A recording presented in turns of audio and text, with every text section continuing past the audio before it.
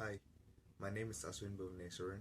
I'm currently enrolled in professional practice as an environmental engineering student, and this is my video report on my work experience.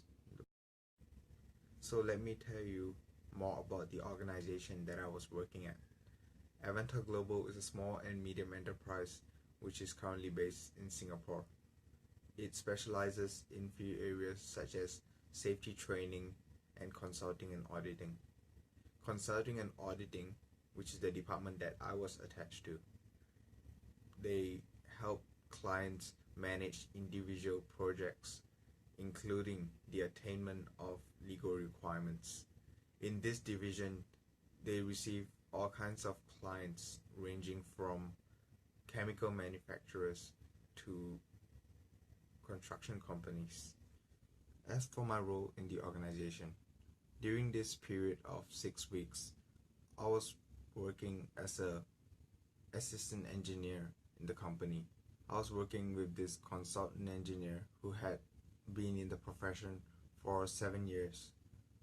During this period, I developed a system to calculate the greenhouse gas emissions of a given client with accordance to the PAS 2050 specification for the assessment of greenhouse gases for products and services. This client that I was working with, they specialize in manufacturing for the construction industry, and they have products such as specialty solutions and mortar mixes. We developed an analytical system to calculate the carbon emissions and greenhouse emissions for this company for this given period of time. We also recommended certain control measures from studying their process of operation. Before I started any work directly related to the project, I had to familiarize myself with the PAS system for greenhouse emissions. The PAS 2050 is a system that is issued by the British Standards Institute for the assessment of the life cycle emissions of a product. My work involved a lot of communication with the client so that I can receive the information that is required for me to deliver the required outcome eventually. We had to get the quantitative value of the required outcome through a numerical system. In the development of the numerical system for calculating greenhouse emissions, we had to conduct a step-by-step analysis of the manufacturing process of the client's product. This included developing a model for identifying the relevant sources of greenhouse and other carbon emissions.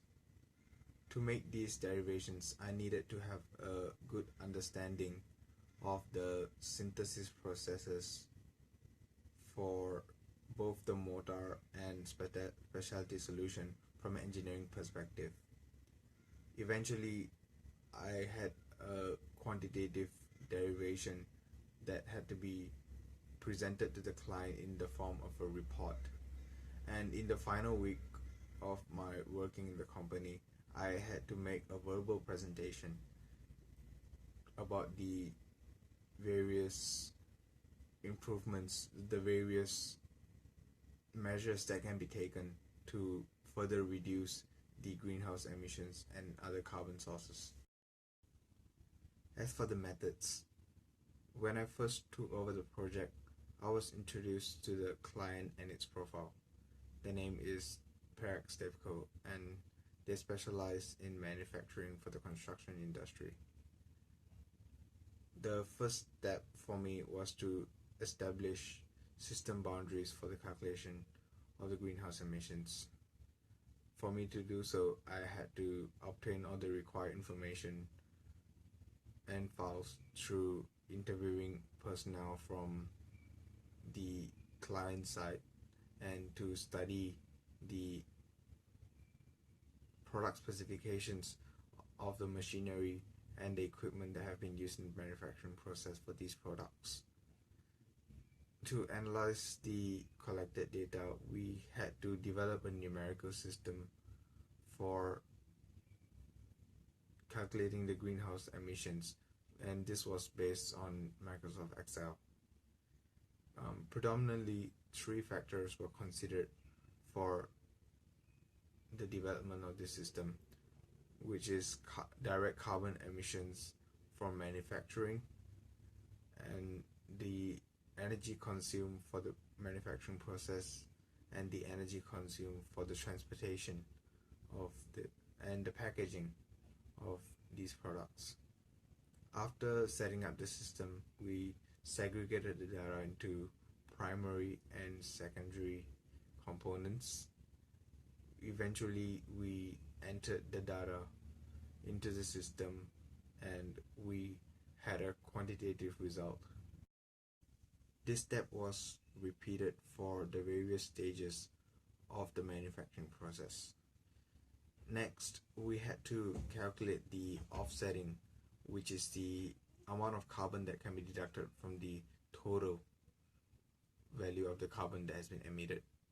This will be done with accordance to the PAS standard. After accounting for the offsetting, we had finally obtained a value which was, in this case, 350 tons of carbon in the given period.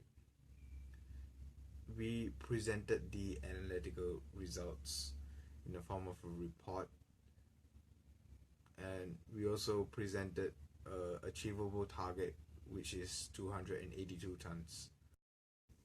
I had to come up with various control measures by studying the manufacturing process of the product.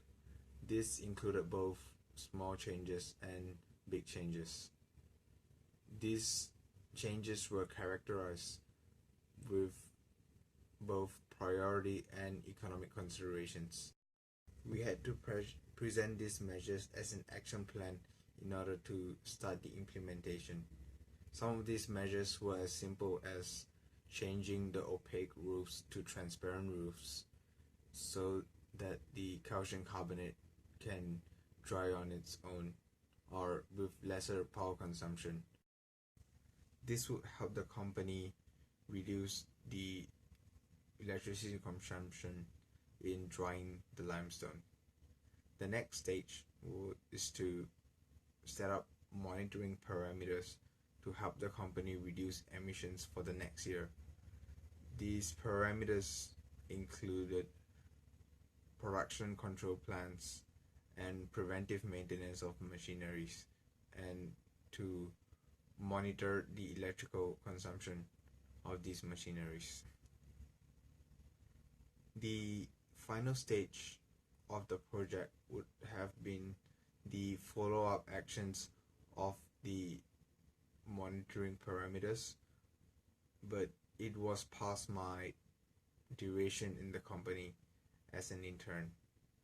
During this experience as an engineer, I understood the importance of engineering in obtaining standards that would lead companies to a more sustainable method of operations.